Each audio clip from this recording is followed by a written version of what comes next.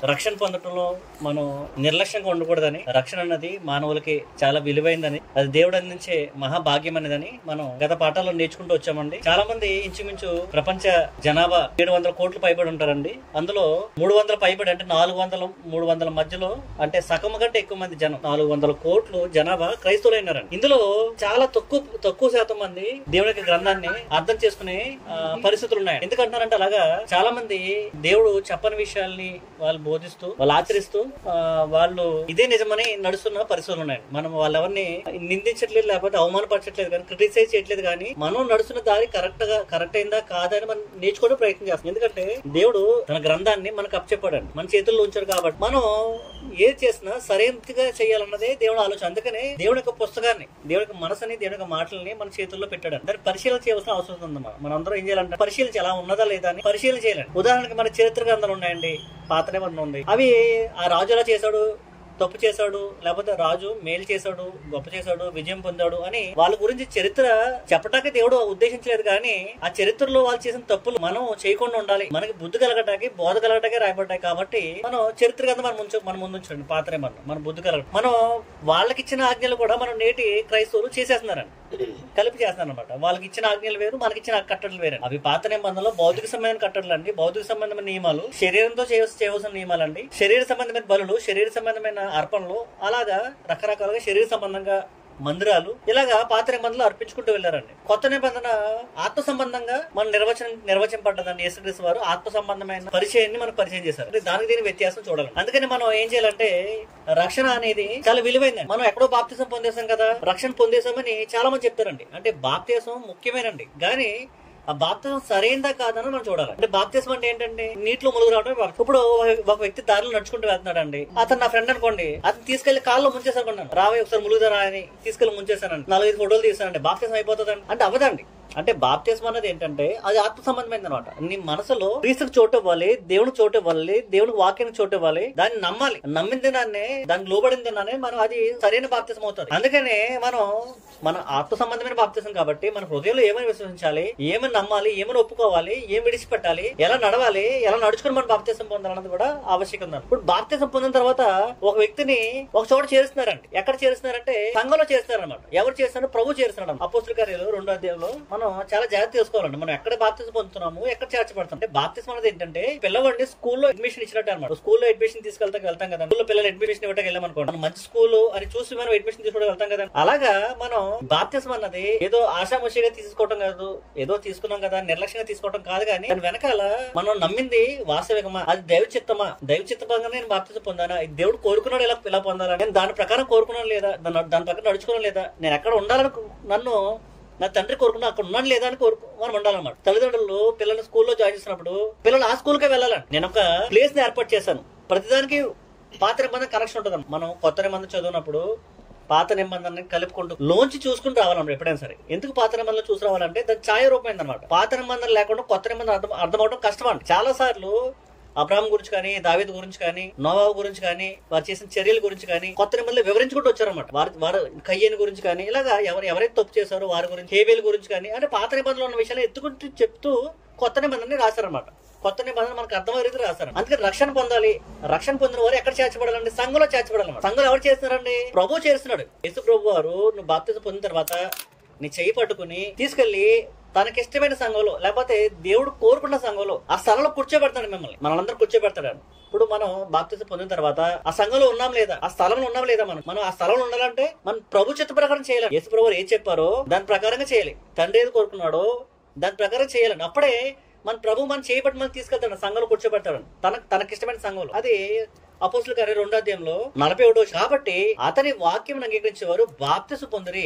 ఆదిన మంది ఇంచుమించు 3000 మంది చేర్చబడి, అంటే సంఘంలో చేర్చబడ్డారంట.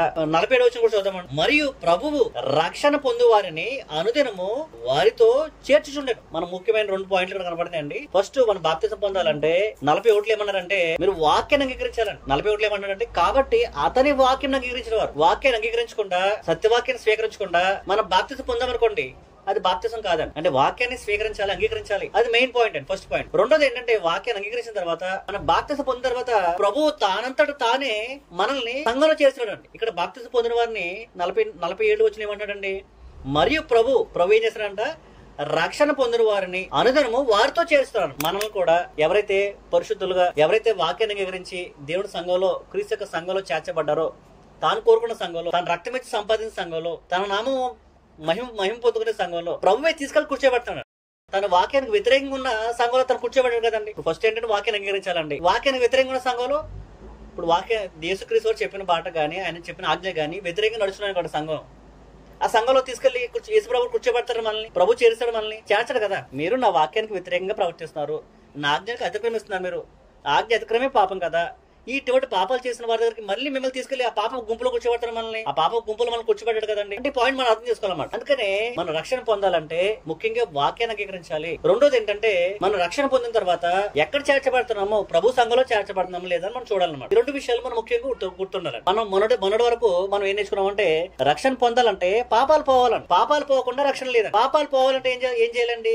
పాపం అంటే తెలుసుకోవాలి ముందు. పాపం అంటే మనం తెలుసుకున్నాం అన్న, ఆజ్ఞ ఎత్తుకరమే పాపం అంటండి, సకల దుర్నీతి పాపం అంట, మేలే చేయని ఎరుగు తన పాపం అంటండి, ప్రార్థన మానుట పాపం అంట. ఇలాగా రకరకాలైన పాపాలు ఉన్నాయి లోకంలో చూసుకుంటే. పాపం అంటే ఏంటంటే, నేను దొంగనయ్యా, నేను తాగుబోతున్నయ్యా, నేను తిరిగిపోతున్నయ్యా, వ్యసనకారున్నయ్యా, నేను పాపాలు విడిచిపెట్టేసాన భావనలో ఉన్నా తప్ప, వ్యసనాలు ఏం చేస్తాయంటే నిన్ను దేవుడు వాక్యం దగ్గర రాకుండా చేస్తాయి అంతే తప్ప, అవి వాస్తవంగా చూసుకుంటే శరీర సంబంధమైన పాపాలు అనమాట. ఆత్మ సంబంధమైన పాపాలు, శరీర సంబంధమైన పాపాలు ఉన్నాయండి. శరీర సంబంధమైన పాపాలు అంటే మందు తాగుతాం అనుకోండి, తాగుబోతాను ముందు అనుకోండి, అది ఏం చేస్తుందంటే శరీరాన్ని పాడు చేస్తుంది. రెండోది ఏంటంటే నిన్ను ఆత్మ సంబంధంగా దేవుని దగ్గర రాకుండా, దేవుని వాక్యం దగ్గర రాకుండా అడ్డు వేస్తాం. ఎందుకంటే దాన్ని బానిస అయిపోతూ ఉంటాం కదా. మనం మందు తాగినోడికి మనం ఏం చెప్పలేమని, బాగా త్రాగేసిన వాళ్ళు మనం ఏం చెప్పలేమని. అదేం చేస్తుందంటే వాక్యం అడ్డగిస్తుంది, ఆ మందు అతన్ని అడ్డగిస్తుంది మత్తులో ఉన్నాడు. అందుకని వాక్యం అంగీకరించిన అది వ్యసనం ఏం చేస్తుందంటే దేవుని దగ్గర రాకుండా చేస్తుంది. అది కూడా పాపమేనంటే, వాస్తవమైన పాపం ఏంటంటే, అసలైన పాపం ఏంటంటే దేవుడు వాక్యాన్ని అంగీకరించకపోవడం పాపం, ఆజ్ఞ అతిక్రమే పాపం అండి. దేవుడు ఏం చేశారంటే పండు ఇచ్చాడండి ఏదైనా తోటలో, హవ్వ ఆదాముకి ఆజ్ఞ ఇచ్చాడండి, మీరు పండు తినొద్దు అని చెప్పాడండి. పండు తింటే ఏంటి, తినొద్దు అని ఏంటి అని లోకస్తులు అనుకుంటారు. చాలా మంది బైబిల్ తెలియని వారు, లేకపోతే కొత్తగా బైబిల్ కొద్దిగా స్టోరీ తెలిసిన వారు అబాదం గురించి ఏం చేస్తారంటే, పండు తింటేనే వాళ్ళు దేవుడు శిక్షించిన వాళ్ళని అని దేవుడి మీద అబాండాలు వేస్తూ ఉంటారు అన్నమాట. అసలు దాని గూఢార్థం ఏంటంటే, వెనకాల అర్థం ఏంటంటే, పండు తినటం వల్ల తినకపోవటం వల్ల కాదు గానీ దేవుడు ఆజ్ఞ అతిక్రమించడం వల్ల వచ్చిందన్న నష్టం ఎక్కడ జరిగిందంటే, ఆజ్ఞ అతిక్రమించడం వల్ల నష్టం వచ్చిందన్న భావన వారికి కలగదండి. అలాగే మనకు కూడా ఏంటంటే ఆజ్ఞ అతిక్రమించడం వల్ల నష్టం వస్తుందండి. కొత్త నిబంధనలో ఏ సంఘంలో అయితే కూర్చోవాలో ఆ సంఘం దేవుడికి నియమ నిబంధనల ప్రకారం నడుచుకోవాల్సిన అవసరం ఉందండి. దేవుడు ఏర్పరిచిన సంఘం అండి. సంఘం అంటే ఏంటండి, దేవుడికి ఆరాధన జరిగే కార్యక్రమం అండి. ఆరాధన జరుగుతుంటాయండి. సంఘంలో ఏం జరుగుతుందండి, ఆరాధన జరుగుతాయండి. ఆరాధనలు ఏం జరుగుతుందంటే నీ పాపాలు క్షమించబడతాయి, దేవుడు నువ్వు స్తుతిస్తూ ఉంటావు, మహింపరుస్తూ ఉంటావు, దేవుడిని కొనియాడుతూ ఉంటావు. ఆ కొనియాడే పరిస్థితులు గాని, ఆ యొక్క దేవుడు మహింపరిచే ఆ పరిస్థితులు గాని, దేవుడు ఎలా మహింపరచాలి, ఎలా కొనియాడాలనేది దేవుడు ముందే తన పద్ధతుల్ని, తన ఆలోచనలు మనకు తెలియపరచాడండి తన గ్రంథం ద్వారా. ఇప్పుడు మనం అలా చేయకుండా మన ఇష్టానుసారం చేసామంటే ఎలా ఉంటదండి, అది దేవుడికి ఇష్టమైంది కాదండి.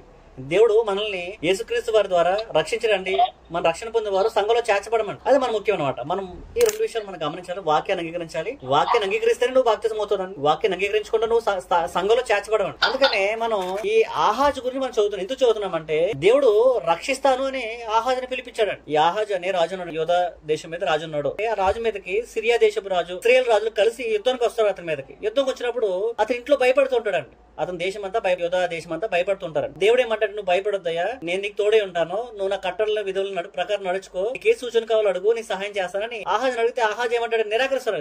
దేవుడు సహాయం తీసుకోవడం. అది యెషయా గ్రంథం 7వ అధ్యాయం మనం చదువుకున్నాము. అదే విధంగా 2వ రాజు గ్రంథం 16వ అధ్యాయం కూడా చదువుకున్నాము. 2వ దినవృత్తాంతం 28వ అధ్యాయం కూడా మనకు ఆ విషయాన్ని మనం పొందుపరుచున్నాయి.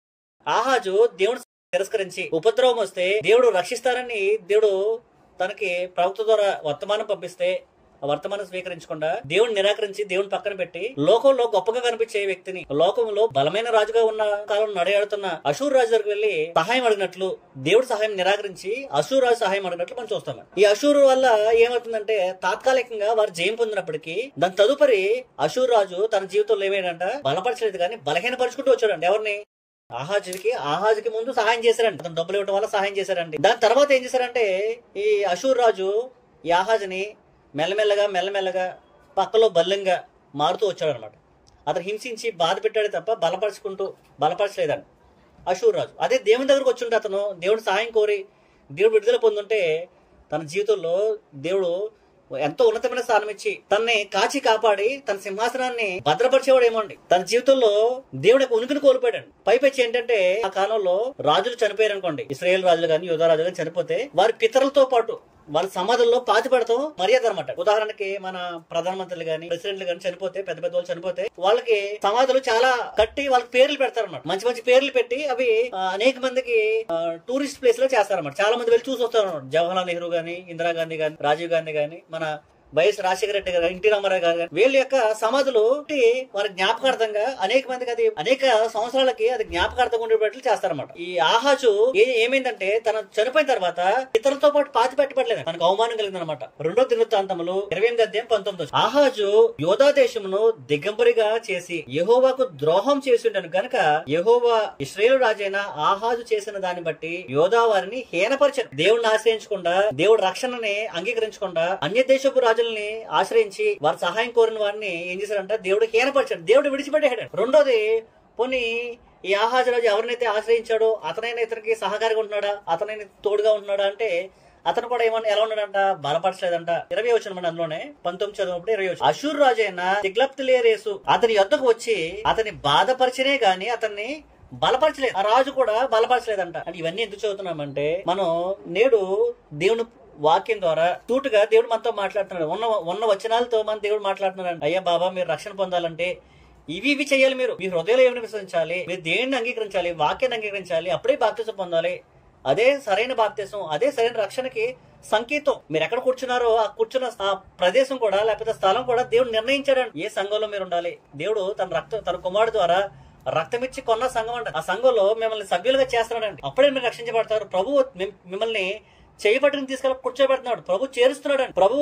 ప్రభు ఆజ్ఞలు కానీ, ప్రభు చెప్పిన మాటలకి వ్యతిరేకంగా మనం ప్రవర్తిస్తూ నడుచుకుంటే యేసు ప్రభు వారు మనల్ని తీసుకెళ్లి బాప్తిసం పొందిన తర్వాత తన సంఘంలో కూర్చోబెట్టాడు. ఇక్కడ జరిగింది ఏంటంటే, దేవుణ్ణి ఆశ్రయించకుండా ఆహాజు లోకంలో బలంగా కనబడే వాళ్ళని, లోకంలో వాళ్ళకి అందంగా కనబడే వాళ్ళని, ఈ రోజు కూడా ఎవరైతే ఎక్కువ మంది జనాభాలు ఉండి గొప్ప గొప్ప ప్రసంగాలు చేస్తూ, లేకపోతే వాళ్ళకి అనుకూలమైన ప్రసంగాలు చేస్తూ ఉన్న వారి దగ్గరికి ప్రజలు ఎక్కువ శాతం వెళ్తూ మనం చూస్తున్నాం. వాళ్ళు ఎవరిని మనం అవమానపరచట్లేదండి. కానీ మనం తెలుసుకోవాల్సింది ఏంటంటే, మనం దేవుడు చెప్పింది మనం చిన్నగా కనిపించవచ్చు అండి, బాధాకరంగా కనిపించవచ్చు, లేకపోతే గొప్పగా కనిపించకపోవచ్చు. కానీ అది దేవుడు చెప్పింది అది మేలైంది, దేవుడు చెప్పింది వాస్తవమైంది. ఇక్కడ దేవుడు ఆహాజు రాజుని కోరాడండి, నేను రక్షిస్తానని. కానీ దేవుడు ఒక సహాయం నిరాకరించాడు. వేరే వాళ్ళ దగ్గరికి వెళ్ళాడు, గొప్ప వాళ్ళ దగ్గరికి, లోకంలో గొప్ప వాళ్ళ దగ్గరికి. వాళ్ళ వల్ల ఇతను సహాయం పొందాడు.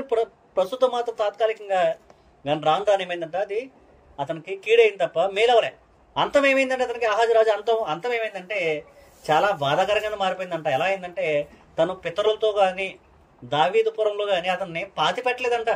చూడండి 27వ వచనంలో, ఆహాజు తన పితరులతో కూడా నిద్రించి యెరూషలేము పట్టణమందు పాతి పట్టబడిన గాని ఇశ్రాయేల్ రాజుల సమాధులకు అతడు తేబడలేదు. ఆ రాజుల సమాధుల దొడ్లో అతన్ని పాతి పెట్టలేదు. అది చాలా అవమానకరం అంట, చాలా బాధాకరం. ఆనాడు వాళ్ళకి భౌతికంగా చూస్తే, ఉదాహరణకి మనకి యోసేపు యొక్క హస్తికలు ఉన్నాయండి. యోసేపు తన కోరిక ఏంటంటే, నా హస్తికల్ని ఇజ్రాయెల్ దేశంలోనే పాతి పెట్టాలి. మీరు అబ్రహాము, హాగరు వీళ్ళందరూ ఉన్నారు కదా, యాకోబు వీళ్ళందరూ హస్తికలు పాతి పెట్టబడ్డాయి కదా, అక్కడ నా హస్తీలు పాతి పెట్టిన ఐగుప్తులో మాత్రం వీటిని పోడ్చొద్దని యోసేపు యొక్క కోరిక.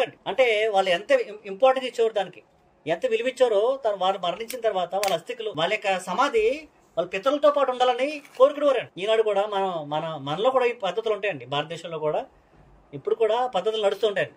చనిపోయిన తర్వాత మన సమాజంలో మన తాత ముత్తాతలతో పాటు కలిసి వాళ్ళకి ప్రత్యేకమైన దొడ్లు ఉంటాయండి. లేకపోతే కొన్ని సంఘాలకి వాళ్ళకి ప్రత్యేకమైన వాళ్ళకి సమాధి దొడ్లు ఉంటాయన్నమాట. వాటిలో పాతి పెడుతుంటారు అన్నమాట.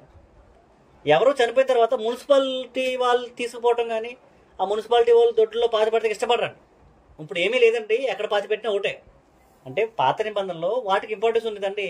ఈ రాజుకి ఆధిక్యత పొందలేకపోయిపోయాడు అనమాట. ఎక్కడ దేవుని ఏర్పరచడం, లేకపోతే యోధా దేశము కానీ ఇశ్రాయేల్ యొక్క రాజులు పాతి పెట్టబడిన చోట అతను పాతి పెట్టకపోవడం మనం గమనించామన్నమాట. అది అవమానం అయిందనమాట. రాజు సింహాసనం కూర్చున్న వాడికి ఆధిక్యత, చివరి సన్మానం అంటారు. ఇప్పుడు కూడా చాలా ఘనంగా జరిగిందే. అతను పోయిన తర్వాత వర్ధాంతి ఇసుకైతే రాళ్ళు చాలా మంది జనం వచ్చారయ్యా అని చాలా ఘనంగా చెప్పుకుంటారు, గొప్పగా జీవించాడని. అంటే ఇంత గొప్పగా జీవించలేదని దాని భావార్థం గ్రంథం ద్వారా ఆహాజు గురించి మనం తెలియపరుస్తున్నాం. ఎందుకు గొప్పగా జీవించలేదంటే, మొదటగా దేవుడిచ్చే రక్షణ కోరుకోలేదన్నమాట. దేవుడు పద్ధతిని ఏర్పరిచాడని ప్రవక్త ద్వారా. ఆ పద్ధతిని అతను నిరాకరించాడండి. రెండోది ఏంటంటే, దేవుడు ప్రజలు పాపాలు కడుగు వేసుకునే భాగ్యం దేవుడు ఎక్కడ ఏం చేశాడండి, దేవుడు పాపాలు కడుగు వేసుకోవటానికి పాత నిబంధనలు ఏం చేశాడంటే, దేవుడు ఒక మందిరం ఏర్పాటు చేసి ఆ మందిరంలో బలిపేట కట్టాడు అనమాట. బలిపీఠం దగ్గరికి వెళ్లి బలర్పించి రక్తం ప్రోక్షించి ప్రజల నిమిత్తం, వారి నిమిత్తం వాళ్ళు పాపాలు కడుగు వేసుకుంటాకి ఒక బలిపీఠం ఏర్పరిచాడు దేవుడు. బలిపీఠం అన్నది పాపాలు కడుగు వేసుకుంటాకి ఒక ఏర్పాటు అనమాట. ఈనాడు బాప్తిసం ఎలాగో ఆనాడు బలిపీఠం ఎలాగనమాట. బాప్తిసం దగ్గర పాపాలు పోతున్నాయండి. ఆ రోజు మందిరంలోకి వెళ్ళి ఆ బలిపీఠం రక్తాన్ని ప్రోక్షిస్తుంటే ఆ రక్తం ప్రోక్షణ వల్ల మన పాపాలు, బయట ఉన్న వారి పాపాలు క్షమించబడుతున్నాయండి. ఇతను ఏం చేశారంటండి, ఈ ఆహాజు రాజు ఏం చేశారంట, పోనీ దేవుడు మాట వినలేదండి, తను రక్షిస్తానన్నమాట. ప్రజల పాపాలు పోగొట్టే బలిపీఠం దేవుని మందిరంలో ఉందండి. ఆ దేవుని మందిరంలో ఉన్న బలిపీఠం ఏం చేశారంటే తీసి పక్కన పెట్టాడండి. దేవుని మందిరంలో ఒక పద్ధతి ఏర్పరచాడండి.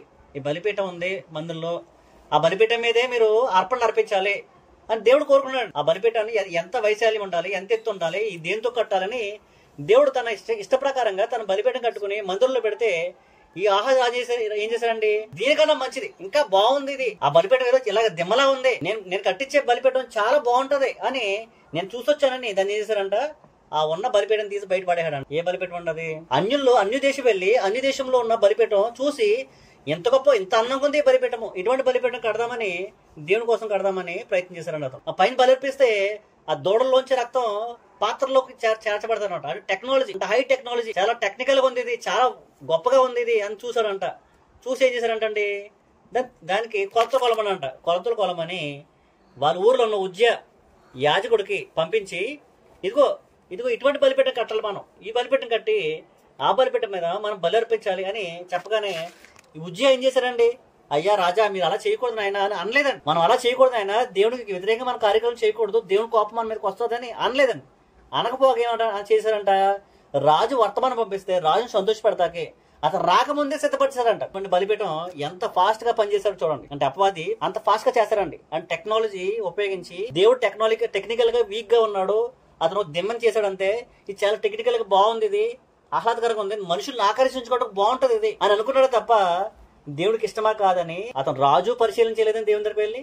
రెండోది యాజకుడైన ఉజ్జయ కూడా దేవుని దగ్గరికి వెళ్ళి పరిశీలన చేయకపోవడం మనం గమనిస్తున్నామండి. ఇవన్నీ ఎందుకు చెప్పుకుంటున్నామంటే ఈ రోజు దేవుడు మనం రక్షణ పొందడానికి బాప్తిసం ఏర్పాటు చేశారండి. బాప్తిసాన్ని ఆయన వాక్య ప్రకారంగా మనం బాప్తిసం పొందాలండి. ఆ ఏర్పాటు దేవుడు మనకు ఏర్పాటు చేస్తే మనుషులు ఏం చేస్తారంట, మనుషుల్ని దేవుడు వాక్యాన్ని అంగీకరించడానికి ఏం చేస్తారంటే రకరకాలైన టెక్నికల్ గా, లేకపోతే వాళ్ళు ప్రజలను ఆకర్షించడానికి మ్యూజికల్ ఇన్స్ట్రుమెంట్స్ తోడు గానీ, వాళ్ళు చేసే ఆరాధనలో గానీ దేవుడికి చెప్పినట్టు కాకుండా కొత్తగా వెరైటీగా 2000 సంవత్సరాల క్రితం యేసుక్రీస్తు వారు చెప్పారండి. ఆనాడు ఈ టెక్నాలజీ లేదు కాబట్టి ఆయన చెప్పలేదు.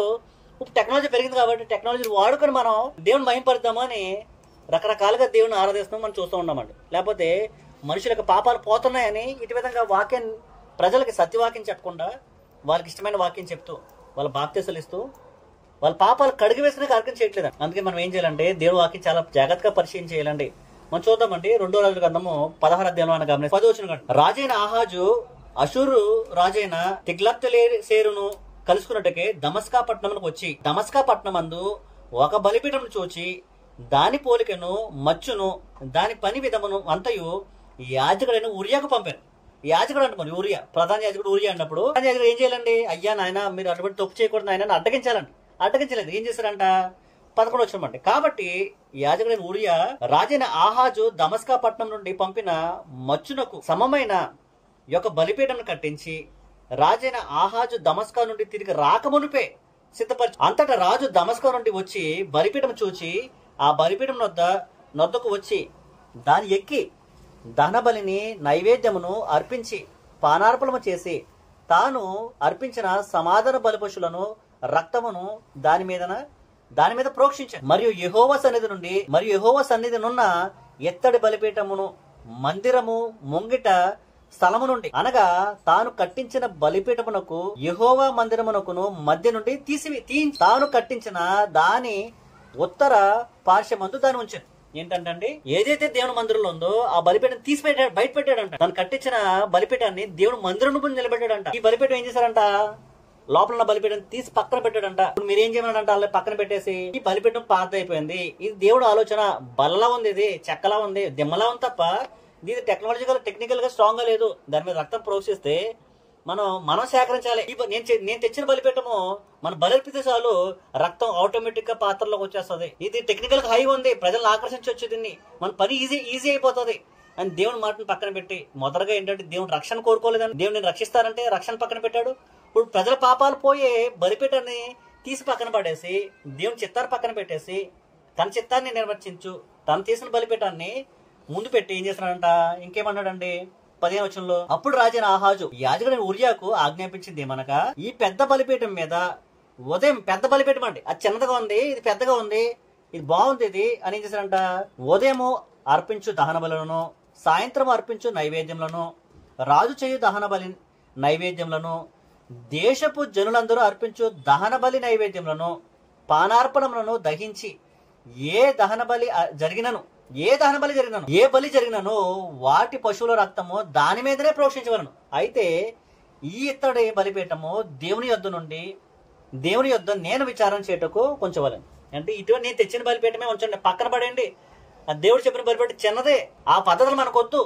నేను తెచ్చిన పద్ధతి ఇది, కొత్త టెక్నాలజీ, ఇది కొత్తది, ఇది దేవుడిని ఆకర్షించడానికి దేవుడు వాక్యాన్ని పక్కన పెట్టేసి, దేవుడు చెప్పిన పద్ధతులు పక్కన పెట్టేసి ఈరోజు నడుచుకోవటం మనం చూస్తున్నామండి. అందుకనే మనం ఏం చేయాలంటే, దేవుడు పద్ధతి ఏంటి, దేవుడు నడుచుకోమన్న విధానం ఏంటి మనం తెలుసుకోవాల్సిన అవసరం ఉందండి. అందుకనే మనకు కూడా బలిపీఠం ఉందంట. హెబ్రీ పత్రికలో మనకు మాట కనపడుతుందండి. మనకు కూడా ఈరోజు బలిపీఠం ఉందండి. క్రైస్తవులైన మనకి, కొత్త నిబంధన సంబంధమైన మనకు కూడా బలిపీఠం ఉందండి. ఆ బలిపీఠం ముందు మనం చేయవలసిన పనులు ఏంటి, మనం ఏం చేయాలంటే బలిపీఠం ముందు పనులు. హెబ్రీ పత్రిక 13వ అధ్యాయం, మీకు దేవుని వాక్యం బోధించి మీపైని నాయకులుగా ఉన్న వారిని జ్ఞాపకం చేసుకోము. మీకు ఎవరైతే వాక్యం చెప్తున్నారో వారిని జ్ఞాపకం చేసుకో. ఇప్పుడు ఉరియా ఉన్నాడండి, ఉరియా యాజకుడు అండి, రాజు చెప్పిన మాట వినాలా, దేవుడు చెప్పిన మాట వినాలండి, దేవుడు చెప్పిన మాట వినాలండి. కానీ అతను రాజు సంతోషపెడతాకి బలిపెట్టి కట్టాడండి. దేవుడు బలిపెట్టి ఏం చేశారంటే తీసి పక్కన పెట్టారంట. ఇప్పుడు మనం ఏం చేయాలంట, దేవుడు వాక్యం బోధించే వారిని, మీ పైన ఉన్న వారిని మీరు గమనించాలి, జ్ఞాపకం చేసుకోవాలి, చాలా జాగ్రత్త వహించాలి. వారి ప్రవక్తన ఫలమును శ్రద్ధగా తలంచుకొనుచు, అంటే వాళ్ళు ఏం చేస్తున్నారు, వాళ్ళు ఏం ప్రకటిస్తున్నారు, వాళ్ళు చెప్పింది కరెక్టా కాదా అని చాలా శ్రద్ధగా మీరు చేయాలి. బలిపీఠంకి వచ్చే ముందు, బలిపీఠం దగ్గరకు వస్తున్నారా మీరు, చాలా జాగ్రత్త. బలిపీఠం మీ పాపాలు తీసివేసే కార్యక్రమం జరుగుతుంది. అక్కడ అర్పణలు జరుగుతూ ఉంటాయి, బలి అర్పిస్తూ ఉంటారు. మీరు ఆత్మ సంబంధమైన బలు అర్పిస్తూ ఉంటారు. వాటిని అర్పించేటప్పుడు, మీ ఆత్మ సంబంధమైన బలు అర్పించినప్పుడు దేవుడు వాక్యానికి ప్రకారంగా జరగవలసిన అవసరం ఉంది. అందుకని వాక్యం బోధించినప్పుడు వారి బోధకుల యొక్క ప్రవక్తను కానీ వారి బోధన కానీ మీరు జాగ్రత్తగా పరిశీలన చేయాలి. ఇంకేముందంట, వారి విశ్వాసమును అనుసరించండి.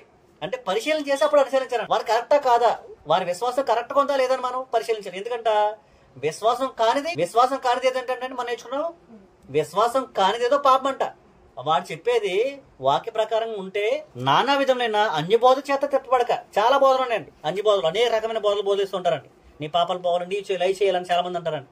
కొంతమంది చిలకని బాప్తిస్మిస్తారండి, కొంతమంది జెండా కింద నిలిచాలంటారండి, కొంతమంది నీటిలో ముంచుతారండి, కొంతమంది వాక్యం లేకపోయినా పర్లేదు యేసు ప్రభువుని నమ్ముకుంటూ చాలంటారండి, కొంతమంది సంఘంలో రాపోయినా పర్లేదు నువ్వు బాప్తిసం పొంది ఇంటికాడ ఉంటే చాలంటారండి. అంటే రకరకాలైన బోధలు ఈ రోజుల్లో మనం రక్షణ పొందాలని బోధలు జరుగుతున్నాయి. అటువంటి అందుకని ఏమంటారండి, నానా విధమైన బోధలు జగన్ త్రిప్పబడక, భోజ పదార్థాలను బట్టి కాక కృపను బట్టి హృదయమును సిద్ధపరచుకున్నట మంచిది. నీ హృదయాన్ని బట్టి నువ్వు చేయాలి, హృదయంలో మార్పు కలగాలి. భోజనములను బట్టి ప్రవర్తించే వారికి ఏమీ ప్రయోజనము కలుగలేదు. 10వ వచనం చూసుకుంటే చాలా ముఖ్యమండి, మనకొక బలిపీఠం ఉన్నది, అక్కడ కూడా బలిపీఠం ఉందండి. ఎక్కడ, ఆహాజు కాలంలో దేవుడు మందిరంలో బలిపీఠం ఉందండి. ఆ బలిపీఠం తీసివేసి తను వేరే బలిపీఠం తెచ్చుకుని అతను ఆరాధన చేశాడండి. దేవుడు అంగీకరించలేదు అతన్ని, అతను నష్టమే కలిగింది తప్ప అతనికి మేలు జరగలేదు. అతని ప్రజలకు కూడా హీనపరిచాడు దేవుడు, అతని ప్రజల్ని మహింపరిచాడు దేవుడు, గొప్పగా చేయలే. అందుకని మన బలిపీఠం ముందుకు వెళ్ళేటప్పుడు మన బోధ సరిగ్గా ఉందా లేదా మనం చూసుకోవాలి. ఆ బలిపీఠం ముందు, బలిపీఠం దగ్గర మన పాపాలు పరిహరింపబడుతున్నాయి. పాపాలు పరిహరింపబడాలంటే నీ బోధ సరిగ్గా ఉండాలి, నీ బోధ చెప్పేవాళ్ళు నువ్వు జాగ్రత్త చూసుకోవాలి, ఆ బోధ దేవుని వాక్య ప్రకారం ఉందా లేదు చూసుకోవాలి. నువ్వు రక్షణ పొందాలంటే ఇన్ని విషయాలను శ్రద్ధ వహించి రక్షణ పొందుతే గానీ నువ్వు రక్షణ పొందలేవన్న విషయాన్ని మనం గమనించాలి. అందుకనే 10వ వచనంలో మనకొక బలిపీఠం ఉన్నది, దాని సంబంధమైన వాటిని తినుటకు గుడారంలో సేవ చేయ వారికి అధికారం లేదు. పాత నిబంధనలో యాజకుడు కానీ, పాత నిబంధనలో గొప్ప వ్యక్తి వచ్చాడు అనుకోండి, ఈరోజు అబ్రహాం వచ్చాడు అనుకోండి, నేను తింటానని, తింటాక లేదండి. అహరోను వచ్చాడు అనుకో, తింటాక లేదండి. అంటే గొప్ప గొప్ప వారు ఈరోజు వచ్చిన వారు దేవుని మందిరంలో లేకపోతే సంఘం అనే స్థితిలో మన ప్రభు యొక్క బలలో మనం పాల్పంచుతున్నాం. ప్రభు దగ్గరకు వచ్చి మనం ప్రభు వల్ల పాల్గొన్నామండి.